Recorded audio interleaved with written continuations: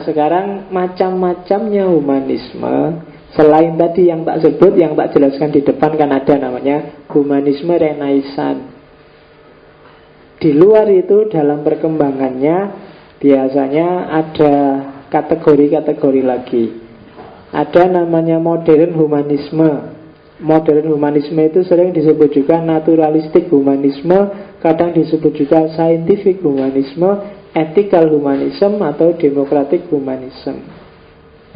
Jadi modern humanisme itu, humanisme modern itu filsafat naturalistik. Naturalistik itu berarti basicnya adalah nature, yang alami-alami, yang fitri-fitri, yang cirinya adalah menolak semua supernaturalis yang di luar yang fitri, di luar fitrahnya manusia, di luar akal, di luar empiris. Itu berarti tidak ada, ditolak, dan lebih bersandar pada rasio ilmu pengetahuan. Kalau kehidupan sosial ya berarti demokrasi, kehidupan psikologis ya berarti perasaan kemanusiaan. Itu namanya humanisme modern.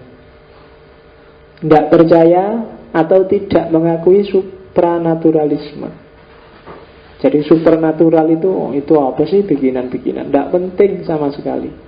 Hidup kita tekanannya harus pada human, pada manusia dengan potensi terbesarnya yaitu akal, rasio. Karena memang hakikatnya manusia adalah binatang yang berpikir, berakal. Jadi kalau tidak mikir ya bukan manusia namanya. Maka hakikat human, hakikat kemanusiaan itu ada pada mikir. Kayak katanya Cak Lontong, ayo mikir. Karena itu ciri kita manusia. Makanya kamu hati-hati kalau pas hatimu sedang judes, lagi bete luar biasa, sedang marah, terus kamu bilang, saya tidak bisa mikir. Nah itu hati-hati. Karena manusia itu binatang yang berpikir. Kalau kamu tidak bisa mikir berarti tinggal binatangnya saja. Jadi kalau kamu merasa sedang tidak bisa mikir, lebih baik jangan mutusin apa-apa. Bila perlu jangan melakukan apa-apa. Karena kamu sedang tidak bisa mikir. Iya. Kalau sedang dekat denganmu, pikiranku serasa buntu, hati-hati itu. Itu tinggal binatangnya yang keluar. Sebentar lagi muncul binatangnya itu mesti. Nah, karena kita binatang yang berpikir. Begitu akalnya hilang, yang tinggal binatangnya. Mohon maaf Pak, saya buntu ini Pak, tidak bisa mikir. Wah, hati-hati aku. Kamu sedang tidak bisa mikir, alternatifnya kan mesti ngawur. Ngawur ya hati-hati juga. Makanya kalau sedang sangat marah, kalau sedang sangat lapar, kalau sedang yang itu bikin nggak bisa mikir. Kalau dalam etika diskusi adabul bahsi wal munadzarah, kamu disuruh berhenti dulu. Kalau sedang berdiri duduklah, kalau sedang duduk berbaringlah, kalau sedang berbaring tidurlah. Pokoknya jangan mikir, jangan melakukan apa-apa. Karena gawat kalau kamu sudah nggak bisa mikir itu. Mbok di sebelahmu ada tumpuan kitab Quran yang tebel, yang tafsir apa aja. Kalau nggak bisa mikir nggak ada gunanya. Quran, hadis, sebagus apapun, kalau pikiranmu jutek, sedang bete, dia tidak akan bunyi. Iya kan? Makanya kalau ada yang tanya, Pak, penting mana Pak? Wahyu sama akal. Lu sama-sama pentingnya. Emangnya kamu apa gunanya wahyu kalau akalmu mati? Dia tidak akan bunyi. Makanya kan waktu ada Ali bin Abi Thalib gegeran sama Khawarij itu, waktu orang Khawarij marah-marah, Ali, kamu kok berani-beraninya bikin acara sendiri, bikin rundingan sendiri? Kita itu kan harus kembali pada Quran dan Sunnah saja. Jangan ngarang dong, katanya. Jawabannya Ali, ambil Quran terus dipegang. Loh ini loh Quran itu. Nih Quran. Coba gimana solusinya Quran terhadap masalah saya? Dia makhluk yang bisu, dia diam. Yang membunyikan siapa? Kita manusia. Loh orang tiap hari bilang, orang Islam itu ya kembali pada Quran dan Sunnah. Loh iya, cuma untuk bisa memahami Quran dan Sunnah, akalmu harus sehat. Bacanya kan juga pakai akal. Jadi kalau ada orang bilang jangan pakai akal, harus pada Quran. Loh ya Quran kalau nggak ada akal ya dia diam. Yang membunyikan kan akal. Itu yang kadang-kadang ngapain sih kayak gini diskusinya kok panjang-panjang. Wong sudah jelas. Yang tidak boleh kan akal-akalan ya. Kalau akal-akalan itu baru tidak boleh. Itu sakarepmu dhewe mesti golek enak itu. Itu akal-akalan. Ya, jadi modern humanisme. Nanti modern humanisme ini terbagi dua. Yang pertama religius humanism sama sekuler humanism. Kalau religius, apakah itu agama Islam atau agama Kristen? Makanya kalian kan sering lihat ada buku judulnya Humanisme dalam Islam, Humanisme Nurholis, Humanisme Gus Dur. Itu sebenarnya teori yang tak jelaskan di depan tadi, kemudian dicarikan dalil-dalil teologisnya dari Islam. Itu terus jadi humanisme Islam. Oh, Islam juga menghargai kebebasan loh. Islam juga menghargai rasio loh. Islam juga nyuruh orang mengikuti fitrahnya loh. Islam, itu namanya nanti humanisme Islam. Islam itu ternyata humanis loh. Gitu. Terus jenis yang selanjutnya adalah sekuler. Kalau yang ini pakai akal saja, tidak mengambil dasar dari luar diri manusia. Kalau yang religius tadi ngambil dasar dari luar diri manusia, yaitu agama. Kalau yang sekuler enggak, wis pakai akal aja. Yang penting akalnya waras, mesti ketemulah jawabannya. Itu namanya sekuler humanism. Nanti banyak orang yang anti humanisme, termasuk di kalangan agama, karena hanya melihat yang sekuler humanisme. Dianggapnya kalau humanisme itu mesti terus meninggalkan agama. Yo banyak lah, misalnya kalau kalian baca buku-bukunya Harun Yahya misalnya, itu kan dia anti humanisme, karena bagi dia humanisme itu pasti ateis, pasti anti Tuhan. Tapi sebenarnya ada juga kategori humanisme yang religius, yang Islam. Biasanya yang menganggap humanisme itu pasti ateis karena hanya melihat sejarah humanisme barat, khususnya humanisme Renaissance yang anti gereja zaman itu. Tapi dalam perkembangannya humanisme itu macam-macam, sudah luar biasa. Nggak cuma yang anti Tuhan. Makanya tak bagi dua, ada humanisme beragama sama humanisme anti agama. Cirinya seorang humanis yang masih beragama biasanya apa sih yang dilakukan dengan agamanya? Biasanya yang pertama melakukan reformasi dalam agamanya. Gimana caranya?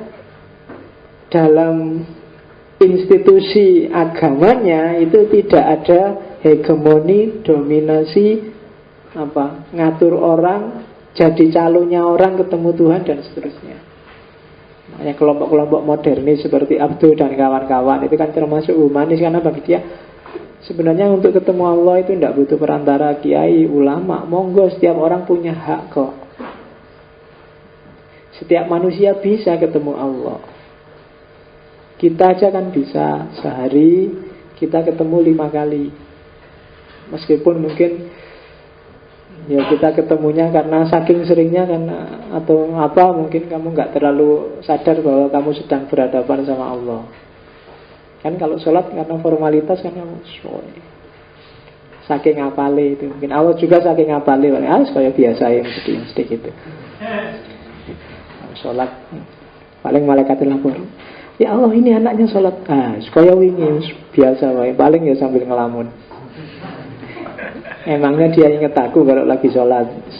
Paling gitu ya Allah. Padahal kita bisa langsung ngobrol berhadapan dengan Allah. Kita bisa ketemu, nggak perlu perantara.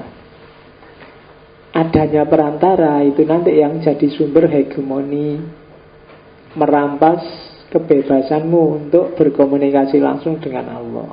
Ada orang-orang yang jadi juru bicaranya, ada orang-orang yang jadi calonnya Allah.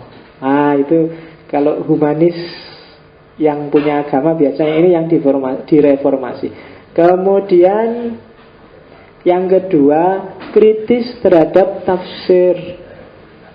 humanisnya orang terhadap ajaran agama. Jadi humanis yang masih religius itu biasanya kalau ada orang menafsirkan, dicek lagi, jangan-jangan ini untuk kepentingannya sendiri, jangan-jangan dia punya motif yang lain, dan seterusnya. Karena toh setiap orang punya kepentingan sendiri-sendiri. Biar tidak jatuh pada hegemoni, tidak jatuh pada dominasi yang nanti membelenggu manusia, ya kamu harus kritis. Kadang-kadang secara nggak sadar kamu itu disetir cara mikirnya, cara memahami agamanya, ya sadarilah itu.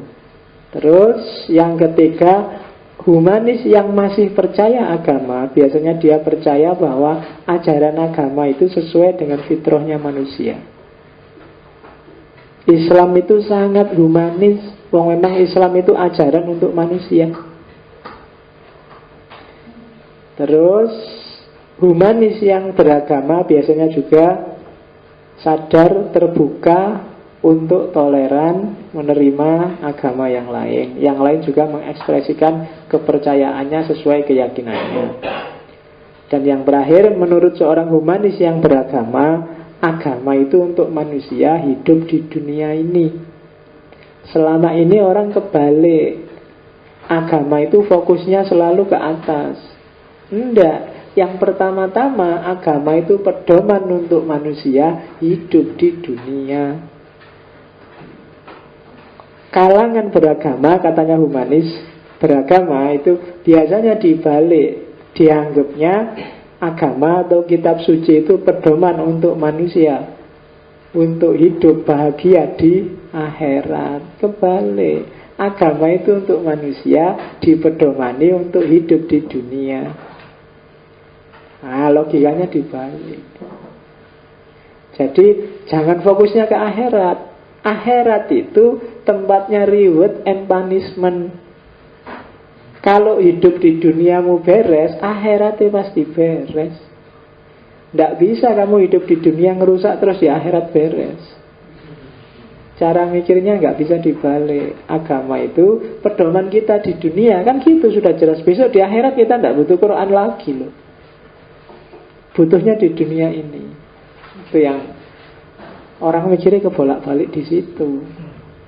Di agama untuk manusia, untuk hidup di dunia ini. Nanti kalau kita memedomaninya benar, berarti akhirat kita beres. Bukan agama itu mikir tentang akhirat. Itu kebalik, katanya kelompok humanis.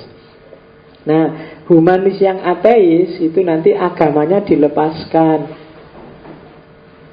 Karena mereka punya pandangan dikotomis. Tidak mungkin orang beragama sekaligus humanis. Karena bagi dia agama itu langsung atau tidak langsung membelenggu manusia.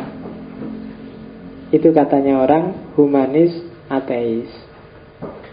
Diakui atau tidak, agama itu ngatur-ngatur manusia, bikin manusia nggak bebas. Itu katanya humanis ateis. Yang kedua, katanya humanis ateis, agama itu sebagian besar isinya itu supernatural, mitos-mitos yang tidak jelas, tidak masuk akal. Katanya humanis ateis. Ya dalam Islam aja misalnya, ini contoh. Masa ada sirotol mustaqim yang seperti rambut dibelah 7 yang tajamnya kayak 7.000 pedang. Itu dari mana?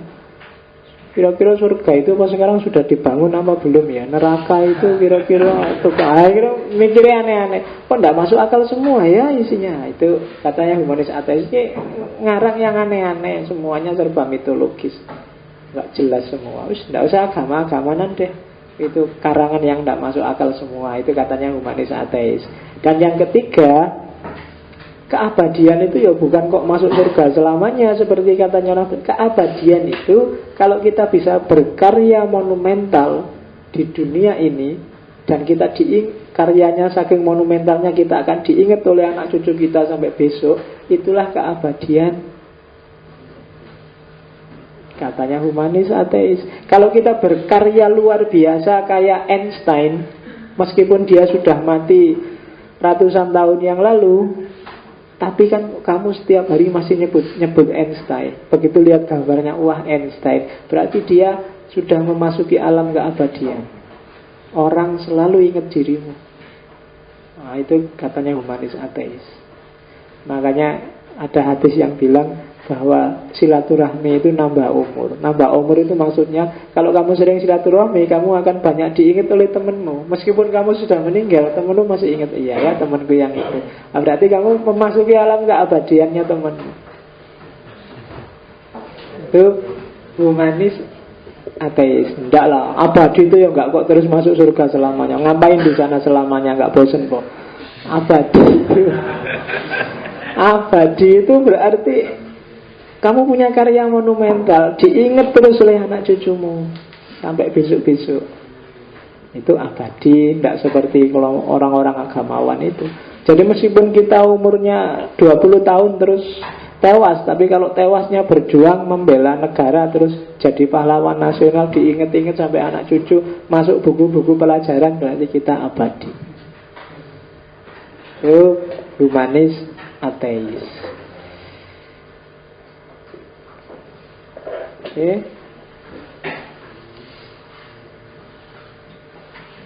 Ada kritik juga belakangan. Ada beberapa kritik, mungkin tak sebut 3 aja untuk tambahan. Yang pertama kritik dari strukturalisme. Nanti sekitar tahun 50-60 lahir aliran namanya strukturalisme. Kalau strukturalisme mengkritisi positioningnya. Kalau humanisme itu kan manusia jadi raja. Kalau strukturalisme tidak begitu. Manusia itu hanya satu elemen dari satu struktur besar, alam semesta. Manusia dia tidak mungkin jadi raja, wong dia juga butuh lingkungan sekelilingnya kok. Jadi manusia itu kan karena tarian-tarian sekelilingnya. Kamu jadi apa, posisimu sebagai apa, itu kan tergantung lingkungan sekelilingmu. Gara-gara struktur. Jadi penentunya bukan kamu kok di atas itu, tapi kamu di tengah-tengah struktur. Nah itu kritiknya strukturalisme. Ya nanti insya Allah akan ada sesi tersendiri tentang yang namanya strukturalisme. Tapi yang jelas strukturalisme mengkritik humanisme yang memposisikan manusia sebagai raja. Tidak begitu. Manusia tidak mungkin lepas dari alam semesta, dari lingkungan, termasuk dari dunia sosialnya. Ada tarikan-tarikan relasi. Itu strukturalisme. Kritik yang kedua, humanisme barat yang rasional, yang luar biasa, itu jatuhnya kok malah jadi kolonialisme dan totalitarianisme ya. Barat itu dengan humanismenya loh, kok akhirnya malah pergi kemana-mana jajah. Itu dikritik secara historis. Kalau tadi kritik dari segi struktur, sekarang secara historis kok jadi gitu. Terus jadi totaliter. Totaliter itu semua mau diatur versi barat, gitu loh. Humanis itu bagus, tapi kok terus kategori humanis atau tidak humanis yang bikin barat terus dipaksakan ke yang lain. Yang baik menurut barat, tapi terus dianggapnya semua harus ikut kayak gini baru disebut baik. Itu namanya totaliter. Beradab, tidak beradab, orang beradab itu orang yang gini. Terus begitu masuk ke dunia timur, nah itu timur masih primitif, masih kayak gitu. Nah, itu etnosentrisisme. Cuma yang jadi sentralnya Eropa, menganggap dirinya lebih besar, lebih beradab, lebih rasional, lebih manusiawi dibandingkan yang lain. Terus yang lain dipaksa untuk seperti dirinya, bahkan lewat jalan namanya imperialisme, kolonialisme. Loh kok jadi gitu? Jadi kolonial dan totaliter. Itu dari segi sejarahnya. Yang terakhir, ini nanti kritiknya postmodern. Namanya, lah kok subjek jadi pusat? Harusnya tidak begitu. Ada decentering subjek. Subjek itu jangan dipusatkan. Kalau dipusatkan nanti jadi totaliter. Jadi yang pertama coba dilihat. Nah, manusia itu tidak bisa dia ada di tengah. Manusia itu sifatnya dialektis dengan lingkungan sekelilingnya. Dan tidak bisa dibakukan yang ini manusiawi, yang itu tidak manusiawi. Setiap lokal Setiap daerah, bahkan setiap orang punya parameter sendiri-sendiri tentang potensinya, tentang mana manusiawi, tidak manusiawi, mana baik, mana buruk, bahkan mana benar, mana salah. Kadang-kadang setiap orang, setiap lokal punya parameter yang beda-beda. Maka kalau subjek dijadikan pusat dengan logika humanisme, yang terjadi ya nanti kayak Barat hari ini, jadi totaliter. Jadi memaksakan ke orang lain, ini loh yang baik, yang lain salah semua. Nah, itu kritiknya postmodern sebenarnya. Dan manusia itu tidak bisa hanya dilihat dari aspek akal dan rasionya saja. Manusia itu kompleks. Otonomi manusia tidak semata-mata lewat rasionya seperti yang dilakukan Barat. Kita punya naluri, kita punya nurani, macam-macam banyak. Tidak bisa direduksi hanya pada rasio saja. Ada peradaban yang dibangun atas dasar intuisi, atas dasar naluri, bahkan atas dasar kitab suci banyak. Tidak harus pakai akal. Akal itu hanya satu skrup kecil dalam diri manusia dibalik semua potensinya yang lain. Ini kritiknya postmodern. Jadi ada kritik sejarah, kritik postmodern, ada kritik yang pertama dari strukturalisme terhadap humanisme. Tapi betapapun ya dia jasanya besar. Karena ada humanisme lah kamu kenal hari ini ada HAM, ada PBB, ada lembaga-lembaga internasional. Itu kan karena orang merasa bahwa ada karakter kemanusiaan yang sama, yang itu harus dilindungi. Ya meskipun tetap ada kelemahan-kelemahannya. Karena betapapun ya ini kan produknya manusia. Makanya untuk memahami humanisme, hati-hati dalam dua kutubnya. Yang pertama, dalam aspek bahwa dia melindungi manusia dari penindasan, dari hegemoni, dari diskriminasi, dari penghalang untuk pemenuhan fitrahnya, maka dia sangat luar biasa. Humanisme harus kita dukung. Itu aspek pertama. Tapi di sisi ketiga, karena dia kan ada ismenya tuh. Kalau isme itu ideologi. Kalau ideologi kadang-kadang jatuh pada totalitarian. Kata-kata ismenya juga kamu harus hati-hati. Karena kadang-kadang ini jadi jebakan. Maunya menghindarkan orang dari hegemoni, nanti jangan-jangan jatuh pada hegemoni yang baru. Maka kalau kamu bahas humanisme, hati-hati pada dua aspek ini. Ya sama sih ketika kamu bahas HAM, ketika kamu bahas civil society, ketika kamu bahas keadilan, ketika kamu bahas tema-tema sosial, itu biasanya dua kutub ini biasanya idealnya bagus, tapi ada jebakannya. Kayak humanisme itu secara ideal bagus, tapi ada jebakan ideologisnya. Jadi kita harus hati-hati. Oke, nah ini ada kata mutiara dari Bertrand Russell. Kunci hidup itu satu: remember your humanity and forget the rest. Kamu boleh melupakan apa saja, pelajaranmu, mata kuliahmu, temanmu, nomor teleponmu kamu lupa, tidak apa-apa. Tapi satu yang nggak boleh kamu lupa, gimana caranya jadi manusia. Itu aja. Ingat-ingat gimana caranya jadi manusia. Kalau jadi manusia aja nggak bisa, yo kamu harus belajar lagi. Yang pertama-tama belajarlah jadi manusia.